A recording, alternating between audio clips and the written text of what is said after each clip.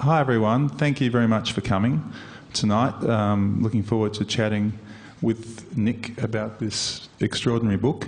I'm Cameron Stewart, I'm a journalist with the Australian newspaper, and I'm going to chat with Nick, journalist from our complete opposition, The Age, which is not entirely a common thing, but very pleased and proud to do so on this occasion. This is a terrific book. And Nick, as most of you would know, Nick McKenzie is certainly one of the very best journalists in this country. He's won many awards for his work. Incredibly versatile, in my opinion, very courageous, goes to a lot of very dark and murky places and uncovers lots of dark and murky things. And he seems to have sort of summarised a lot of the dark and murky stuff he's dug up over the last decade in this book to a degree.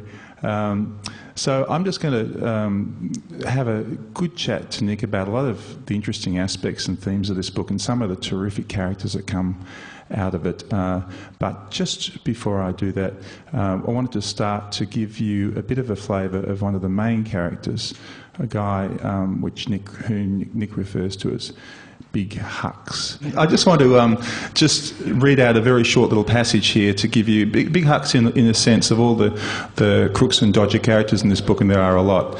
He's pretty much the main kind of guy, and the story does revolve around him to a reasonable degree. And this is the way that Nick introduces him in the book. And I just wanted to read this out because it also sets the scene of the verbal version of what you just saw. He says, Hakan Ayek felt the bass pulse through the air as he scanned the faces seeking out his crew. Doof, doof, doof. Buffed up men in their 20s and 30s stood in circles, out-talking each other while drowning shots.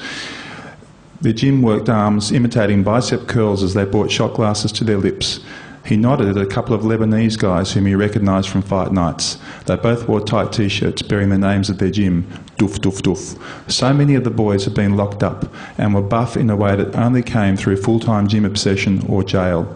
The Islanders were the exception. They're all monsters, he thought. He'd felt at home in this club since the Comanchero motorcycle club had taken over the door.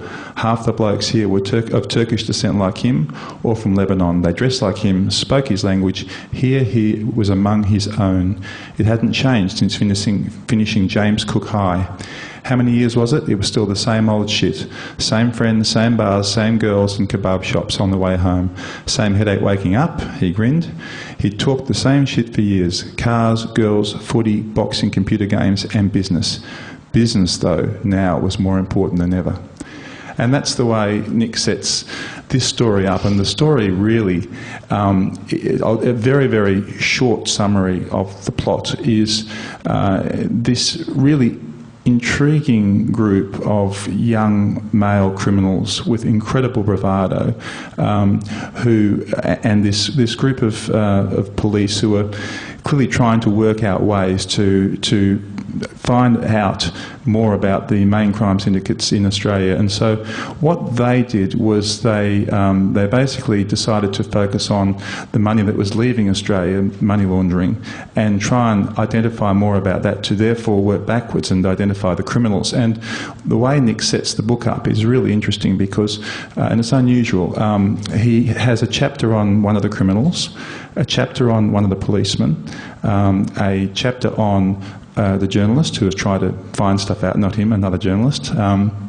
And he has all these different characters who a politician as well, senator, and he bounces between them all. And it's a really intriguing way to do it because you see their own paranoia and terrors at various times when people are getting caught and they're finding things out.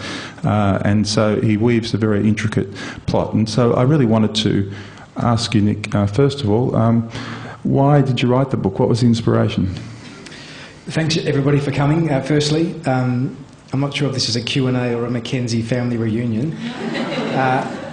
The inspiration for the book, it began with the Four Corners program I did in 2010 about organised crime. And the core of that program was organised crime is a massive industry in Australia. It's a multi-billion-dollar industry. It has a hugely corrupting effect on our society. but the public knows very little about it. In fact, when politicians and policing chiefs tend to speak about it, they don't tell us the full truth. They tell us their view of a success story, where behind the scenes it's not a success story at all. And we were trying to find a good case study for the Four Corners program. And one of the producers, we're looking at a couple of different investigations and that we knew bits about. One of the producers rushed into my room and said, I've just found these amazing videos online. There's a criminal target has been posting these sort of bits of theatre he created himself, and for television that was terrific because it gave us some vision, but more than that it gave us an insight into who this person was. That was a couple of years ago. The more I learned about the investigation that really wasn't into Hakan Ayik but into a much broader network, he was just a character in it. The more I learned about the police investigating this network and the way that politics in Australia and the media in Australia all sort of weaved into this one narrative, the more I thought this is a great story which actually tells or goes some way to telling the truth about the battle against organised crime in Australia. What's also incredible about this book is that it's got real people in it. They're people who are actually, they're proper names, and they're proper investigators with the Federal Police, with the Australian Crime Commission. It's the Senator, Steve Hutchins, was a real senator. Might be here tonight, I'm not sure. The journalist is a real journalist with the Sydney Morning Herald. And yet some elements of the story are fictionalised. You say that earlier, Nick. How did you balance that delicate position between having real people and then slightly fictionalising their story? There was a couple of things that were immediately problematic. There's great secrecy laws around policing operations, and if one was to, say, publish the details of telephone intercepts or listening device, bugs in people's houses, what that captures, you'd just cause no end of grief, and you'd probably be breaking a series of laws as well. So there were some things at the outset I thought, well, I know about these operations, I know what's going on, but there's some elements that have to be just tweaked or slightly fictionalised. But that said, I mean, the book is based on real events, and most of the characters, where possible, I've interviewed them in depth, and the Senator Stephen Hutchins, who's here tonight, and the reporter Dylan Welsh from the Sydney Morning Herald, I spent, two examples, spent plenty of time with them, really picking their brains and trying to get them to recreate how they felt at a certain time, what was happening at a certain time. I couldn't do that with say, Hux. He's on the run still. And I dare say if I'd asked him, he'd have said no. But I was able to get a pretty good insight into him through a range of techniques. I mean, some which I probably won't disclose, but others involved, speaking to people who knew him and knew him very well. And indeed, the picture that I got of Hux was not really what you saw there. That was a part of him. I guess everybody's a contradiction. We tend to think of criminals as looking a certain way or looking very much like that. But in many ways, he was a very smart businessman. He was an entrepreneur. He treated the drug market as a free marketeer would. He saw a great demand, and he thought, I know a way to get supply. I know a very, very good way to get supply. I know organised criminals in Asia, the triads, and lo and behold, some of the guys I grew up with at school, outlaw bikie gang members now, a great distribution network.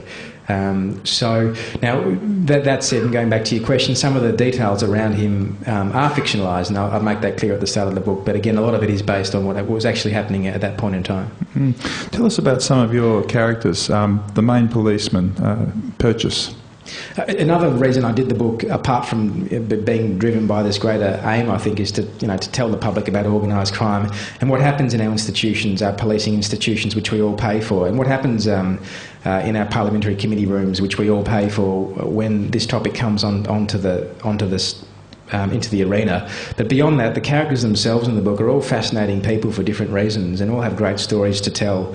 And Michael Purchase, who's one of the main characters, he's a grizzly old copper from London who speaks, well, I won't do my London accent, but he's got if you can imagine, a really Cockney London accent, and put that with the filthiest mouth you've ever, or one of the filthiest mouths you've ever encountered, and add to that an ability or a want like perhaps nobody I've ever seen in a very conservative institution like a police force to tell his bosses to get effed at the slightest. If they stepped on his operation toes, he'd tell them what he felt. I mean, I found him a very honest person in that he didn't keep anything bottled up. He'd spit it out. So he was very old school copper in many ways, but also very new school because he'd spent 40 years investigating organised crime. Starting with, would you believe, gypsies in London and the UK. He named them travelling criminals. But from that, moving to Hong Kong, where he investigated the triads, and then on to Sydney, where he worked for an anti-corruption authority, and finally the National Crime Authority in the ACC. And all through that, he gained this picture of how organised crime was progressing and modernising. And so when he began this Operation Day, which the book explores, he thought, we're losing the battle. If there's a war on drugs, we're not winning it. How can we do things differently, shake things up, and try to make a difference? And part of his great push was to tell the truth as well to the government of the day, to tell the truth. He was very old school in that respect, wasn't he? Very straight down the line. Yeah. Didn't you have an interesting swap with books with him? At the very start of the process, when a publisher had come to him after the Four Corners, Allen and Unwin, and asked him to do the book, a publisher had come to me and asked me the same thing, and we sort of were trying to figure out what we'd do. And I wanted him to work with me if possible, or at least to not work with Allen and Unwin. So I thought I'd inspire him, and I thought I'll send him a book, one of my favourite books, and he can send me a book. It's a great crime. He was into crime thrillers, so he sent me a Michael Connelly thriller, which was a great read, a good pulp fiction book. I really enjoyed it, and I sent him Truman Capote, In Cold Blood, and I sort of waited a few weeks to hear back from him, thinking he's going to be blown away by this, and it's narrative journalism. It's what I want my book to be like. He called me after a couple of days and said, "This is shit. This is terrible. Who wrote this? I can't believe it was ever published. It's rubbish. I can't get through it." But beyond that, I mean, he was an interesting person who always told the truth, and I think he's captured pretty well in the book. What does the book say about the globalisation of organised crime? Because that's one of the big themes right throughout it. It's a core theme throughout the book, and I mean, organised crime is globalising like most people don't realise and don't believe. And in Australia, we tend to only it comes into our thinking when we read about Mexico in the paper and what's happening over there. And we tend to think of organised crime as South American drug lords. But in fact, Australia is one of the biggest drug markets in the world. Per capita, we take more party drugs than any other country, almost any other country in the world. But more than that, we pay a greater amount for our drugs than almost any other place in the world. So in America, they'll buy an ecstasy tablet for a couple of bucks. In Australia, we'll spend $35 to $45. So it's a huge market for organised criminals, and they're obviously targeting it. And the modern organised criminal is like a modern business, and this is what this operation in the book, Operation Day, sort of exposes. They set up, as you would set up, a multinational business. You have your headquarters in places where you can get access to cheap chemicals, where you're least likely to be caught. You target the markets where you're going to make the most money. You look to corrupt officials in countries where that's going to aid you, and you use technology, you use the internet, you use Blackberries, you use different devices to ensure that your phones won't be tapped and your house won't be bugged. And indeed, one of the things that the criminals in the books do is use that technology to thwart the police, which is why the police have to come up with this rather ingenious method to catch them. And I was going to ask you, one of the great fascinating things about the book, I thought, for me, was the insight that Nick gives into police tactics, procedures, how they actually try to outfox the criminals. And he does it in a very readable and fascinating way. Could you just give us a quick layman's guide, because it is quite confusing, into the strategy that the cops set up to catch these blokes? They set up what in the book's called the laundry, but the thinking behind that, it was a covert money laundry, an undercover money laundry. Before they'd done that, they'd run an operation called Operation Gordian, which had gone on for about 2 years, and it in and of itself had rewritten the rules of the way police investigate drug trafficking. So normally drug trafficking probe, they'll get some intelligence about who's doing the importation or moving some drugs across the country. They'll target the people involved in that and hopefully catch somebody with their hands on the powder and make their arrest. And the thinking of the money, where is the money that's being used to buy these drugs or the profits of this crime?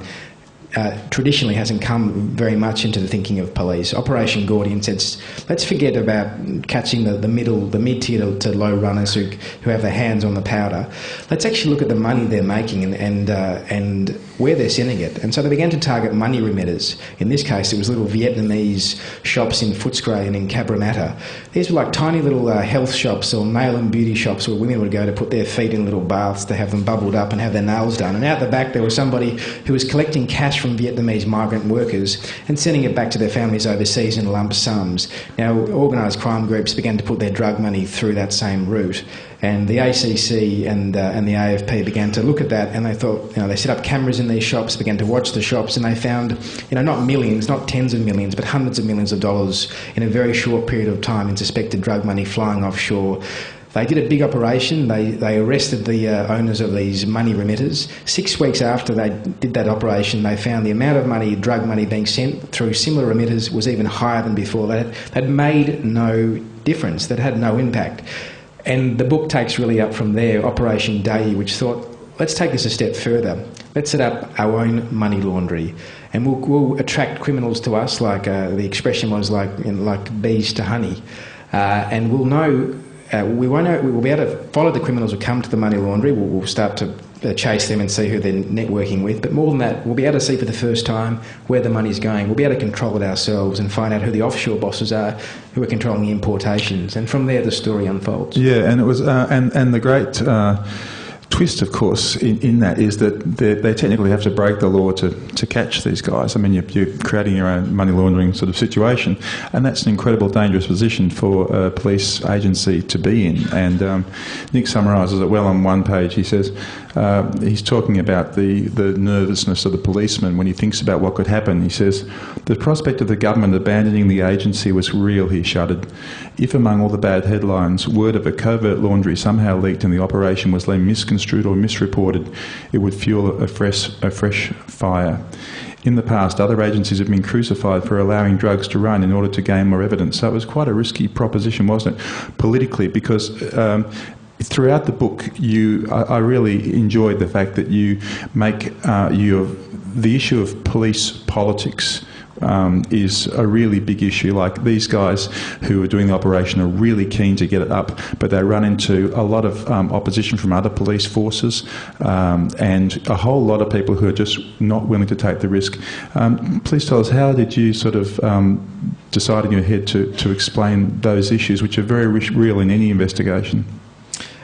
What constantly surprises me, and perhaps less so as I see more of it up close, but the way politics disrupts institutions, and I'm sure it happens in all your workplaces to one extent or another, but it happens to a huge extent in police forces. And we've seen in Victoria where we've lost Simon Overland and Deputy Commissioner Sir Ken Jones over a number of issues, but largely political infighting has played a huge part in that.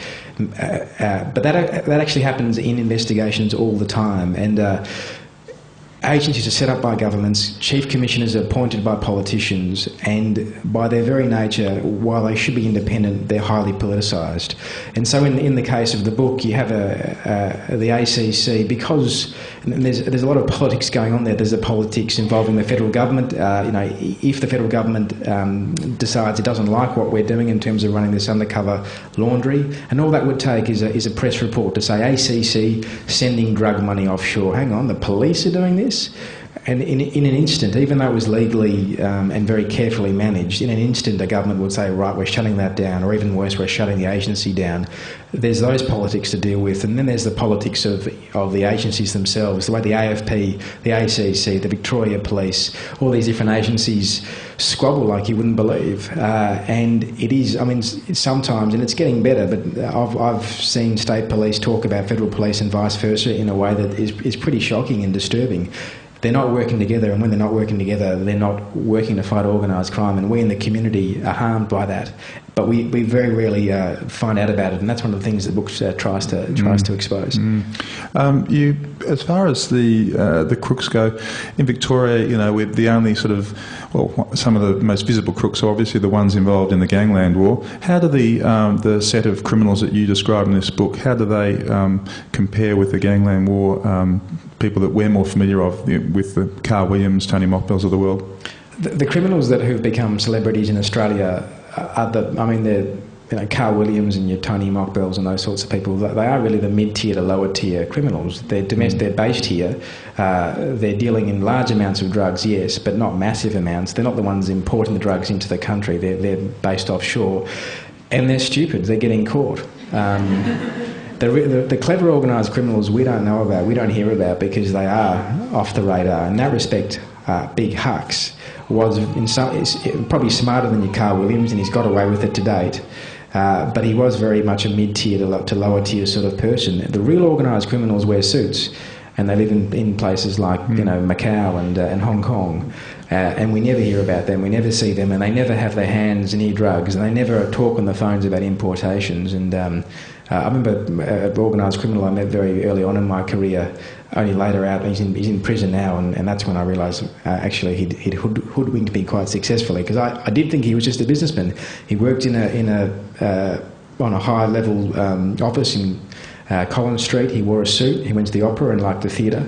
There was no paperwork in his office, which I always found suspicious. And indeed he did get caught. But I mean, the point being, the organised criminal of today. They are like a business person, and they see drugs as a commodity. Yeah, the layers of criminal was really interesting in this.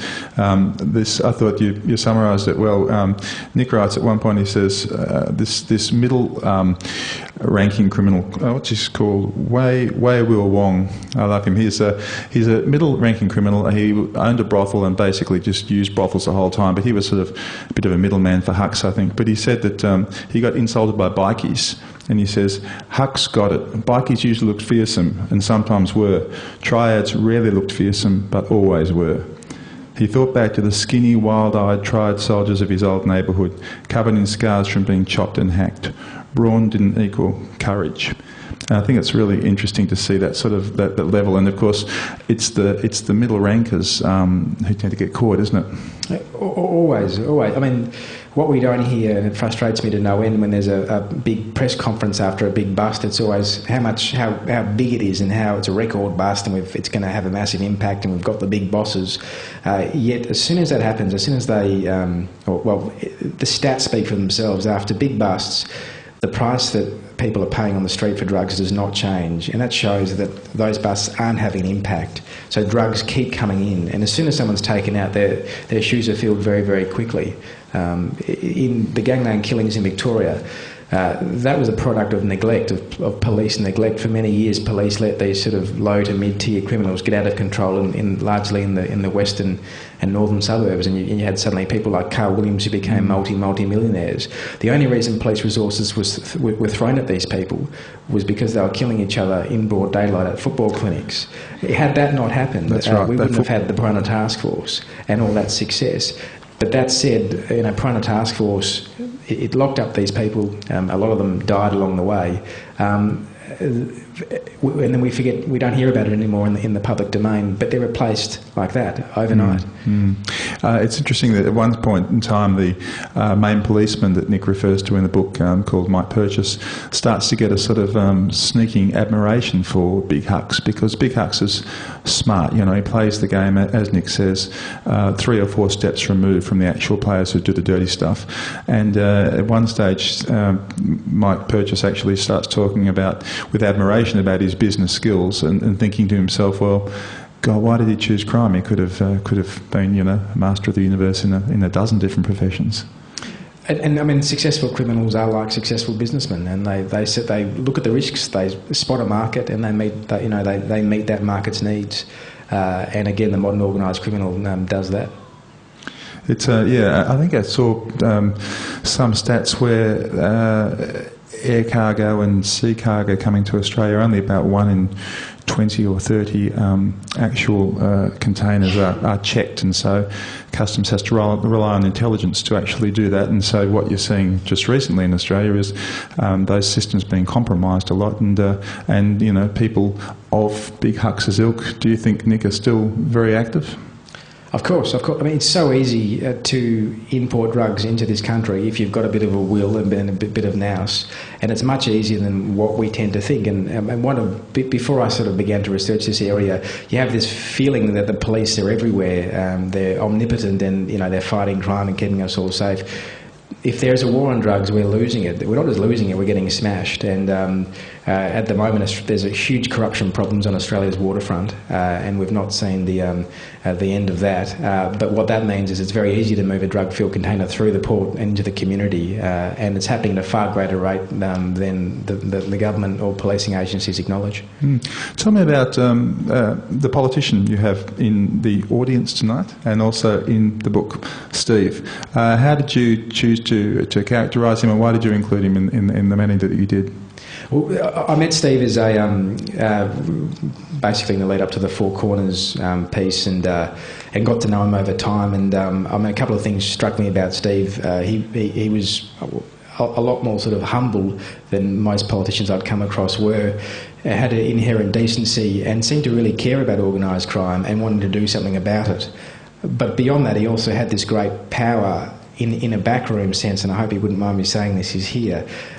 Very well connected in the Labor Party and very powerful in a sort of factional sort of way, and had the ability, and did it always with decency, I think, but had the ability to use his backroom power to get things done when it came to trying to get the government to focus on organised crime.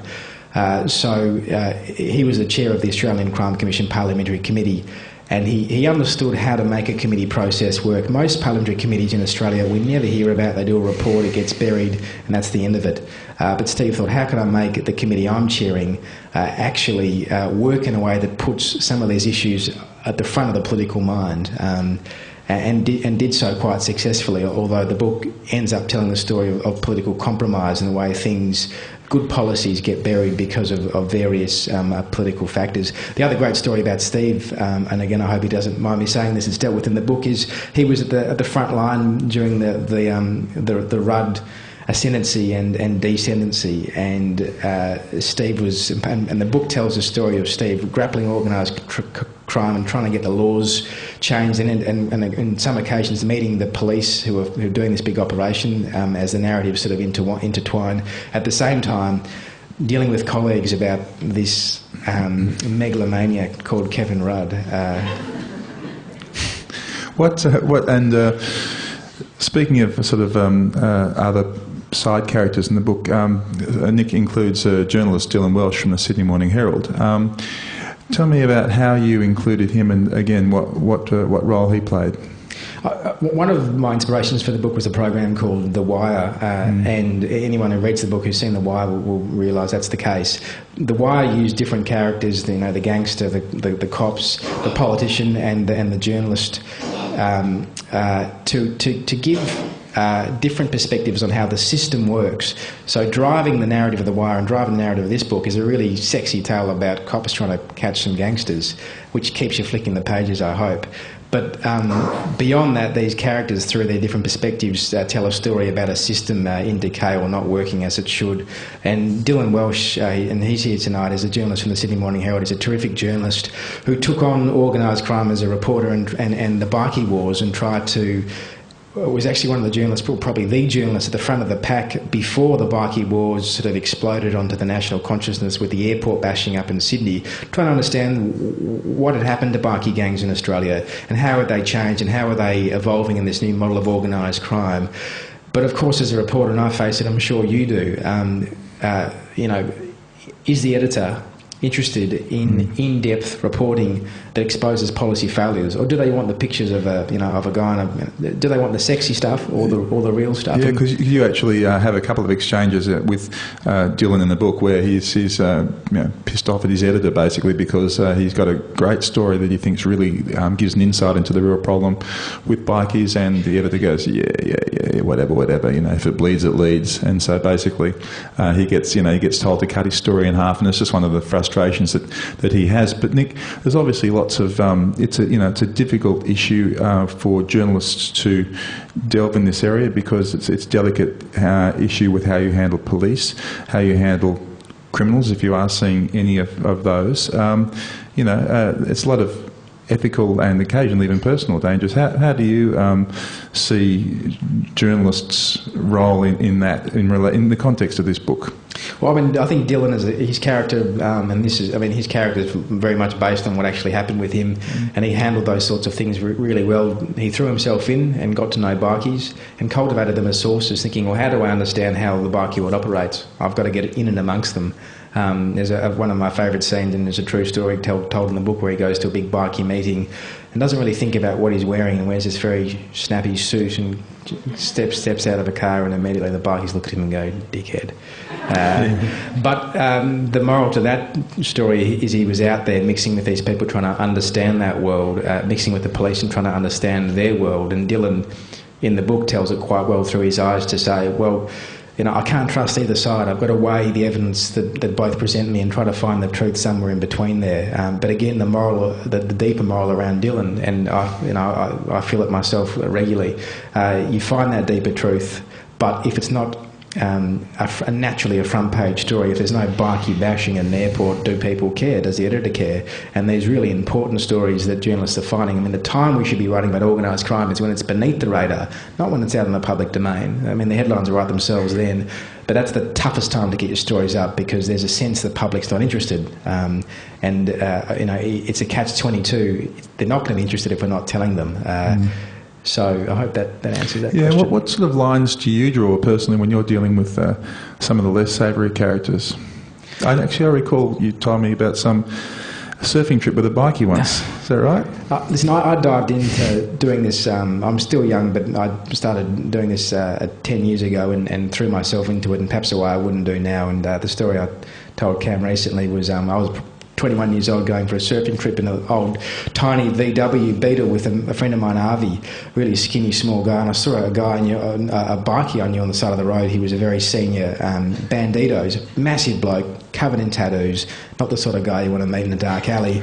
And I waved at him and he waved at me and pulled over briefly and said, "Can I grab a lift?" And I said, "Yeah, jump on in the back and we'll take you to where you're going, it's on the way."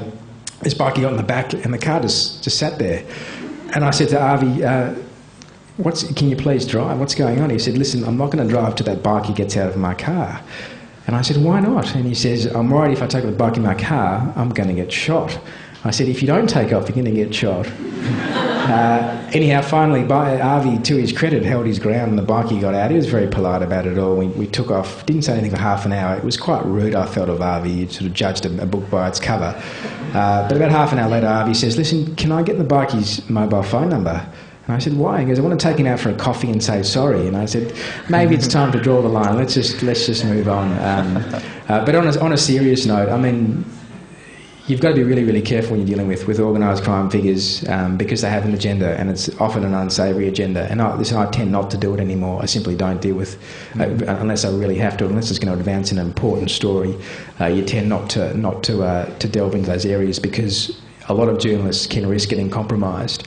And that's what happened to a degree in the gangland war, wasn't it? Because, journalists get to know gangland figures because those gangland figures were so public, so willing to be courted to a degree.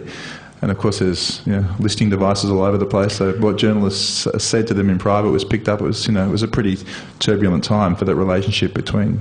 That's right. There was a real battle for information and a lot of competitiveness between news outlets, and reporters were actually becoming friends with organised crime figures, which is a massive no-no. And to the point where some police question whether these reporters had crossed the line. But that said, the reason I knew that bikie of the story I just told, the reason I knew him was he was set up by the drug squad in Victoria.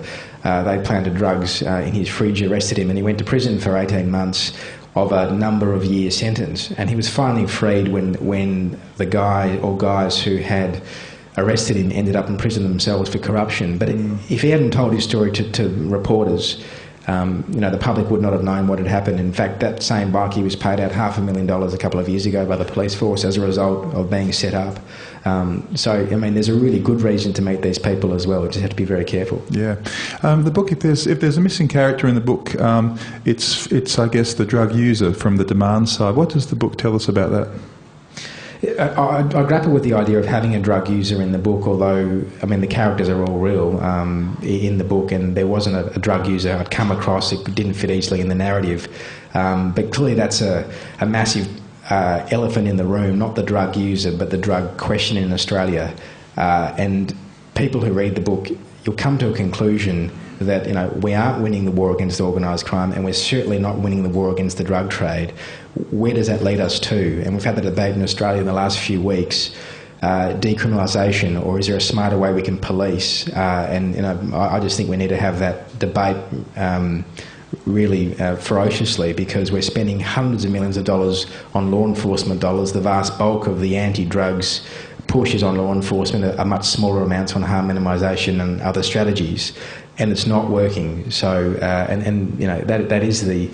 I won't spoil the ending of the book, but you can only be left with that feeling of, well, this system is a failure. Can we do things in a cleverer fashion? Yeah, I mean, it's so hard to find out, to sort police spin from fact and this sort of stuff, because people like Nick are not in a position to really know very easily what the real truth is, and so it's easy to get snowed on this stuff. And I think one of the interesting things about this book is you come quite close to really lifting the lid on a lot of that stuff. Is that the message you'd like to come out of the book mainly? The notion that there's still a real issue here? There's a massive industry that is completely hidden in Australia, and why should we know about it?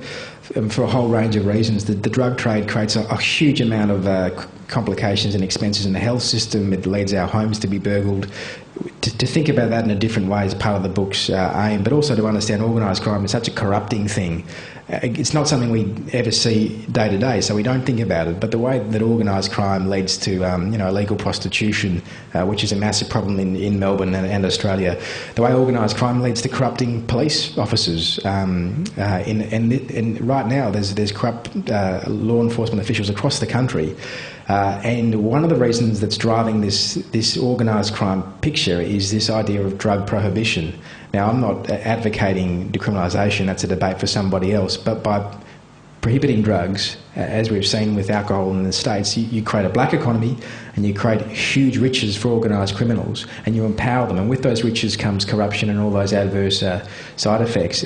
Prohibition's created one of the biggest black markets in the world, and there's a line in the book that says if organised crime was a country, it would be the fourth biggest in terms of economy country in the world. It's we're talking a behemoth, and the reason we've made where the governments are guilty for helping to make this behemoth by outlawing drugs, driving up prices, and which has had no success affecting demand or supply. Okay, and with the police in the book, I've never read a book where you've got real police and you go through their frustrations and everything in a very personal kind of way. What feedback, if any, have you got from the police in the book? I haven't got a great deal of feedback. Michael Purchase, to my amazement, still hasn't read the book, I don't think, which I find extraordinary. He's a main character in it. And he's been asking me to give him a free copy, and I just said, maybe just go and buy one. I think it's of their nature that they care about policing, or when they were police, and they don't really, they don't want to read about themselves, they don't really care about a book, which is to their credit. That's again what makes the characters, and none of the characters were in the book for their own reasons, I don't think, and I came to all of them, and I was amazed that Steve Hutchins, the senator, said yes, and Dylan Welsh, the reporter, said yes, and I never got to ask the criminals.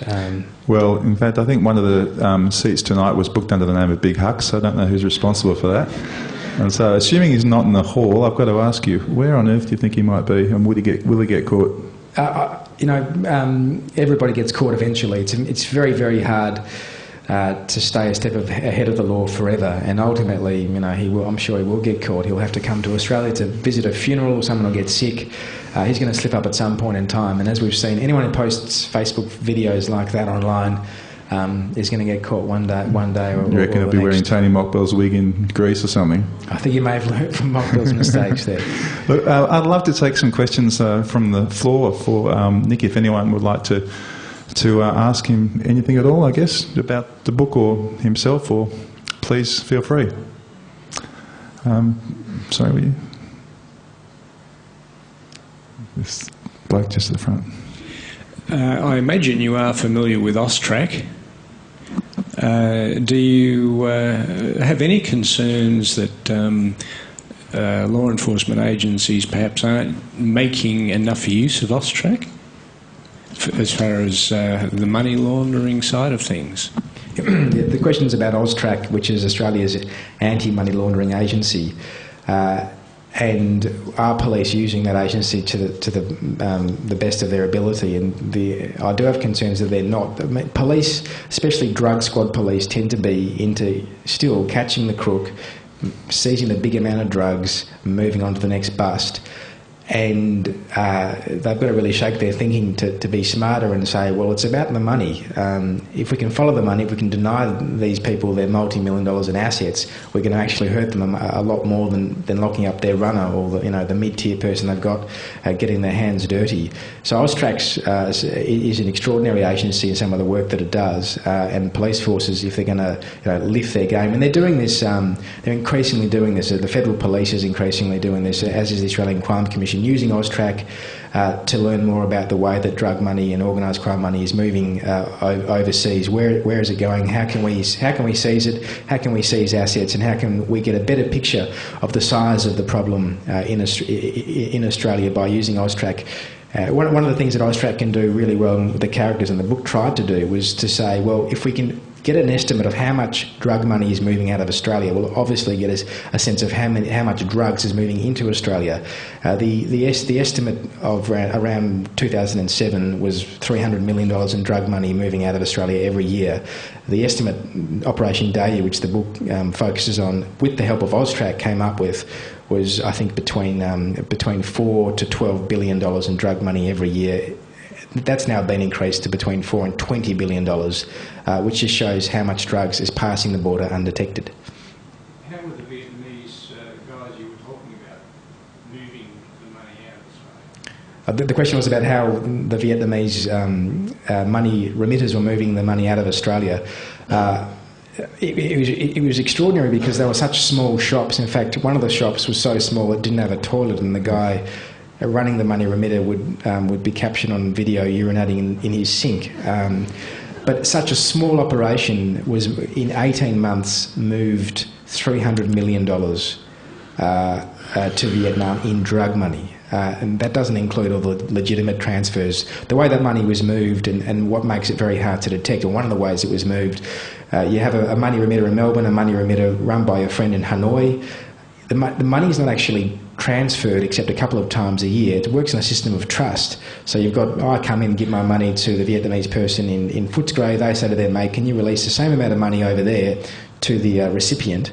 And so no money actually moves through the system, which makes it very, very hard to detect. In the case in point with these Vietnamese people, they were using Vietnam airline pilots who had full security clearance. I mean, and these were the top pilots in Vietnam.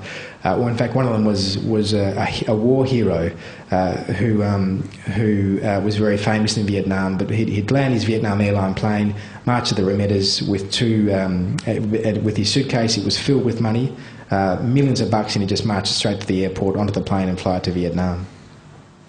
Hello. Oh dear. Yep. Stern Fredrickson. I'm a journalism student over at RMIT. You mentioned the recent debate about the decriminalisation of drugs, and that was another person's case to make, and you weren't really going to go there. That wasn't the point of the book. And you mentioned some of the alternatives, like quote smarter means of policing. Sorry, no. What I meant to ask is, what are the alternatives to decriminalisation, or some sort of move towards legalisation, so that this massive black market doesn't exist, so that organised crime figures don't have this power through their wealth? I mean, you mentioned smarter means of policing, but these criminals, you admit, are extremely intelligent. Won't that just lead them to adapt and lead to smarter means of criminality? Yeah, you're spot on there. And I mean, my personal view, for what it's worth, is when it comes to, say, marijuana, personal marijuana use, why are we wasting resources putting people through the criminal justice system when they're found with a small amount of marijuana? There was 57,000 arrests, I think, the last financial year for small amounts of marijuana use. the amount of resources tied up in arresting those people, bringing them to the police station, paperwork, off to court, months spent before a magistrate, off to a diversion program. I mean, it just doesn't make sense that's a smart way of doing business. So when it comes to, say, small amounts of marijuana use, I think I am an advocate for decriminalisation. It just makes far more sense. You take the profit out of the market and you stop wasting valuable police resources, which could be directed to things like, when we're talking about alternative strategies, unexplained wealth legislation. Now, that's where if you've got a heap of assets, you've got a big fancy house, a couple of fast cars, but you've got no legitimate source of income, and your tax returns, 12 grand for last year, the police say, well, unless you can prove how you earned the money to buy all those things, we're going to seize them. The state's going to have them, and it'll go into general revenue or go into financing the police. It's one of the things that Steve Hutchins, in the true story that's told in the book, he fought for that law, for those laws to come to be introduced, and in fact they were knocked back by some people who Steve called the corporate lawyers in the Liberal Party, but people with a fairly strong civil liberties legal bent, who watered down the laws so much that while they've been passed, they've never been used. So there are smarter ways we can confront the problem through policing, like seizing wealth. And sorry if I could just add one little thing and put you horribly on the spot. Is there any chance that after this, after the book signing, after some formalities are done with, whether I could have a quick 5-10 minute just chat with you? Just a brief interview. Don't feel bad if you say no, but all right, awesome, thank you. No worries. That's a role reversal. Yes. Next question. Thank you so much. Thank you, Nick. Appreciate it for that. And thank you, Organised that. My name is Leon. Let me explain for you how can we fix this black hole in the society. I call it social disease or cancer. Imagine, challenge, okay, struggle, okay, explain, okay, but how can we change it? How can we face this face to face, and how can we solve this problem? Because international problem. This, how can we face this problem? Appreciate it. We know corruption, we know political, problem, that, this core problem. How can we solve this problem? Thank you so much. Yeah, I mean, if there was an easy answer to the question of how can we solve this problem, we'd probably be doing it. But by way of somewhat of an answer, I mean, a lot of professionals take cocaine. A lot of people in Melbourne on a Friday night, lawyers, dare I say it, reporters, all sorts of people who hold down normal jobs, who earn good incomes, buy cocaine and go and take it in a club or at a party or whatever.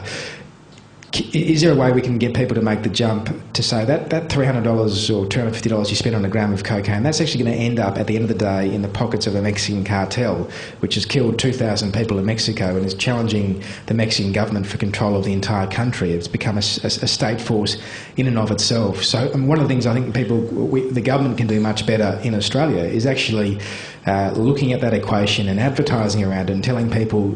And it's been tried in America with Americans buying cocaine on the same score, to say that money that you've spent but that you think's harmless is actually causing a huge problem overseas. Think about that. Will that reduce demand? Maybe a little bit. I think it's going to be tough.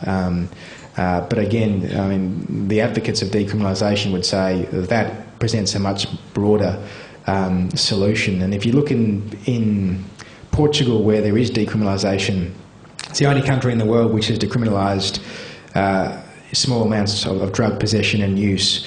Now that's had some huge benefits. HIV transmission via dirty drug needles is plummeted. The amount of people ending up in court is obviously plummeted. There's a huge amount of money that's been saved there. But that said, the amount of drug use has remained the same in the country. So people aren't taking less drugs. So it's not had that sort of effect. All it's had is some very positive social effects. Bearing in mind your comment about the prices elsewhere for illegal drugs, aren't our Australian capitalist drug barons not doing the right thing? Why isn't there better competition? If the profit's the problem, how come? I think it's the product of... you should get into the drug trade with a mind like that. The feature of Australia, we're a relatively small country. We have very high per capita income compared to some other countries around the world. Why you say, I've made the point that supply is huge, and that's the case. That said, we're also an island continent. It is still tricky to import drugs. If you've got a lot of drugs we don't make in Australia, like cocaine, you've got to devise a way of bringing them in. So there are added costs there which get passed on to the market. But beyond that, and it's really unusual, Australians are prepared, the consumer here is prepared to pay that sort of money for drugs. They're not going around shopping for a cheaper product. They'll very happily hand over huge amounts of money. So we do have and I think that reflects something about our culture. And we are a big drinking society, and it's fair to say we're a big partying society. So people don't think anything of spending $35 on an ecstasy tablet. They'd spend $45 on a slab of beer. So if people aren't clamouring, if the market's not clamouring for a cheaper product, and I don't think they are, then they'll continue to be exploited. I hope that answers your question to a degree. Hi, Nick. I'm just wondering if you've ever had any real concerns for your own personal safety in the line of work that you do. Doesn't look from here like you've got very many grey hairs. Not really. I mean, the great thing about living in Australia is we do live in a place where, despite the problems, we do have strong institutions of law, and thank God we've got the police. And it's been a long, long time since a civilian, was targeted by organised criminals. I can only think of Donald McKay back in the 70s. And the lesson that organised crime in Australia learned about killing a politician, and the same thing would happen if they did something to a reporter, is that it draws an extraordinary amount of public opprobrium, which leads to media, which leads to police pressure. So, if you're smart, you don't threaten or attack journalists. Unlike in a place like Russia, where people know they can threaten and attack and kill journalists and get away with it quite easily. In fact, it's often the policing services who are killing reporters over there. So we have an environment where you can do reporting, the sort of reporting I do. You don't need to be brave, you just need to go out and get the information. Very occasionally very occasionally you get the odd threat from somebody, and you take it seriously, and you report it, but nothing ever comes of it. I like passing the threatening people onto my, suggesting they meet my editor. I've said that a couple of times. They tend not to come in and take up that offer. So.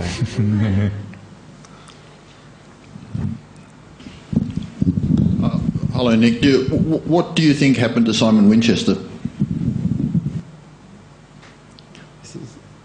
I might hand that over to this is the Canberra. The Canberra police chief. Who was shot dead in his driveway, 20 years ago or something? I might be showing my age here. You might need to... listen, I don't know. I could speculate, but... From what I've heard, it was Mafia people, but I'm not sure. The Winchester murder was an AFP, a senior AFP officer, and there was a lot of rumours that it was killed by the Mafia. It was shortly after, it was a couple of years after the Donald McKay murder. But they arrested a mentally ill person, I believe. I might be wrong there. The police spent a huge amount of time and resources. In fact, it was our former Chief Commissioner Simon Overland was a detective during the Winchester investigation, and one of the key investigators at the time was Tony Negus, who's now the Commissioner of the AFP, and they looked at that Mafia equation but never got anywhere with it. So, I think the evidence, I'd imagine, would have come to light by now if that was true. Perhaps we should make this the last question. Nick, there was an interesting story in the Age last week about a new website, I think called Silk Road. Contributor did the story, I think, which is somehow setting itself up as, if you like, the Amazon.com of drugs, where you can apparently, if you get to the site, you can order drugs and have them sent to you in the post. And because of the lack of scrutiny of our postal services, apparently it's become quite popular. I wondered if you'd seen that story and if you'd come across anything like that, or any other novel methods of importation in your investigations. That's an amazing story of the way that organised crime is modernising and using technology to its advantage, because in this case, there's someone who set up a website. It's called Silk Road. They've set it up on what's called a Tor network, which is some sort of a peer-to-peer network. I think if you download a movie, you sort of use this sort of technology. But what it means when you're on that network is the police won't know who the sender is or who the downloader is, because you're sort of routing your communication through some other place in cyberspace. You can tell I'm not a technology expert, but in a nutshell, the website says to buyers, you can buy drugs through us. We'll cut out the middleman. You don't have to go to a dark alley to make your drug purchase, and we'll ensure you don't get busted because it's done in this anonymous cyberspace way, and we'll deliver you a product. But more than that, you can rate the product as you would a Facebook like online. I kid you not. And so if it's good marijuana, you'll give it 4 stars, 5 stars. If it's bad, you'll rate it negatively, and people will move to something else. So it's a very hard thing to police. The actual amounts that are sent in the mail are so small that they'll miss detection by Australia Post, which is a very tough job. I mean, you can't monitor all the mail that's entering the country. So again, I think it just highlights just how difficult it is for policing agencies to think that they can successfully combat drug importers who'll just come up with, as soon as that's plugged, there'll be another method of importation which is just as ingenious. Well, look, I'd just like to thank Nick for coming here along tonight and sharing his views with us. It's a pretty fascinating topic, and while it's a very, very serious one, the book is also incredibly readable. It's a real page turner. And I'd also like to thank everyone here for coming out in such big numbers and listening. Thank you very much.